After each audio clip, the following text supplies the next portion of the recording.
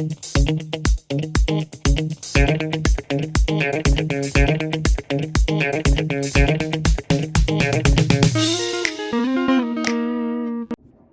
there, it's me again. So you all probably recognize the plant that's behind me, right? So the question today is, what will happen if I touch it?